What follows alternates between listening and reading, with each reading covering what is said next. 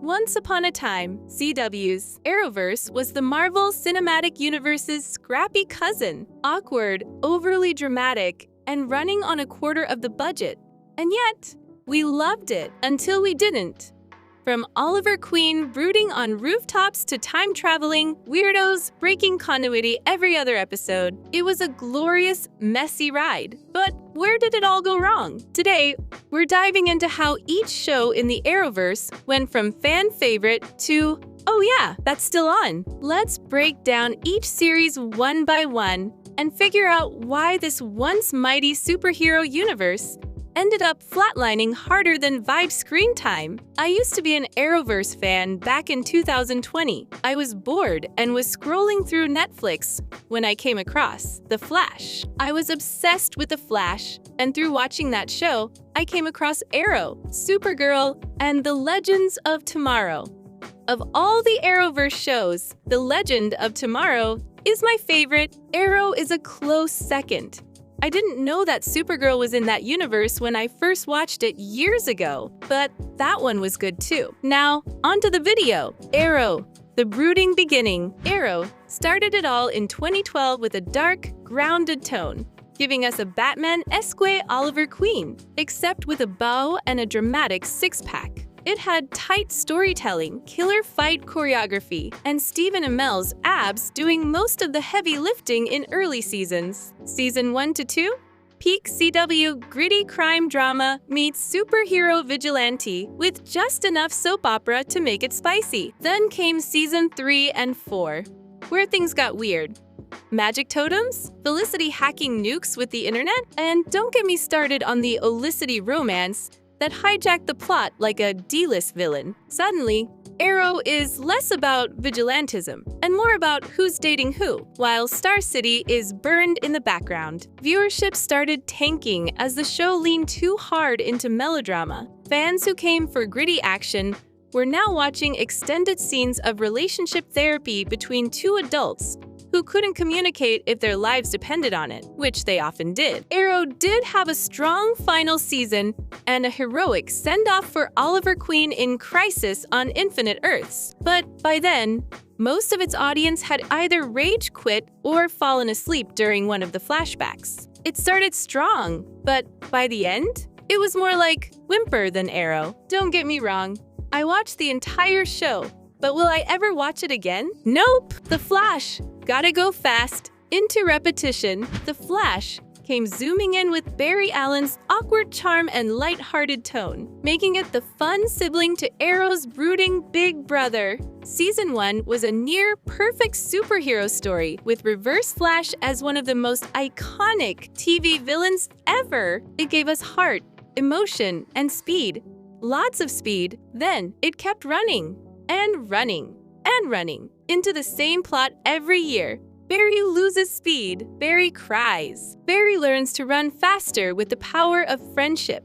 Rinse. Repeat. Throw in 13 speedster villains and time travel logic that would make Doc Brown retire. Barry was unbelievably incompetent. By season 4, he should have been blitzing through everyone, being the team leader, and making all the decisions. Instead, all we got was a whimpering man-baby who still needs a team to tell him what to do. In the comics, Barry was 10 steps ahead, capable of leading the team and making the hard choices. But the CW. Flash still needs someone to hold his hand. His constant, hey guys, what do I do? Or, hey guys, how do I stop her? Was so annoying. He was more of a follower instead of a leader. His boasting also made him even more of an idiot, since he would constantly stop to talk, instead of just knocking out the villain. CW's. The Flash started off with promise, but by the final seasons, it was less fastest man alive and more fastest show to fall off. Comic book.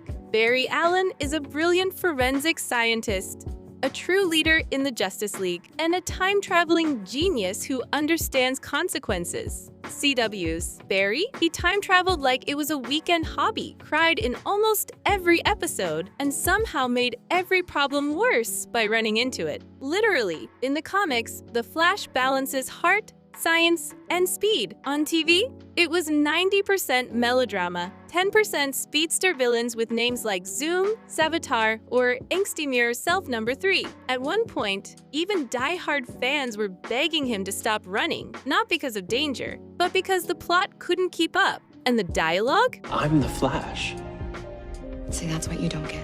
When I put this ring on my finger, it wasn't just about you or me anymore. It was about us. You are not the Flash, Barry.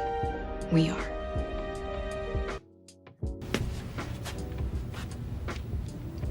No, God!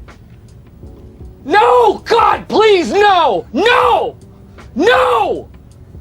No! By season 6, every line sounded like a TED Talk on trauma. Barry, We Are the Flash, deserves a spot in the Superhero Cringe Hall of Fame. The show lost its urgency and became a soap opera in sneakers.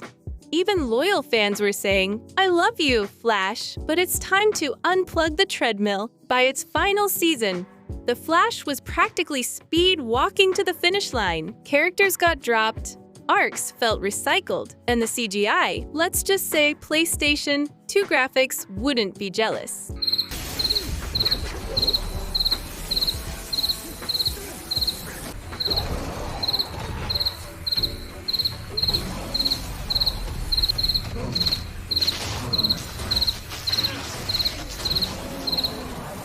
Barry may be the fastest man alive, but the show sure died slowly. Ultimately, The Flash's overall problem was having villains that weren't actual challenges for The Flash. Having villains that control bees or control luck aren't challenges for The Flash. Bad writing make it so he was a complete moron in order for the story to progress. The only villain that was an actual challenge for The Flash was the Reverse Flash. Legends of Tomorrow.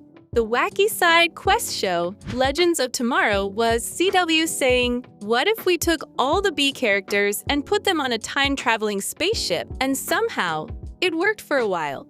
It leaned into the weird, the wacky, and the wild. You never knew if the Legends were fighting Julius Caesar or disco dancing with alien cowboys. But after a few seasons, the show became less about saving the timeline and more about doing improv comedy with a superhero budget.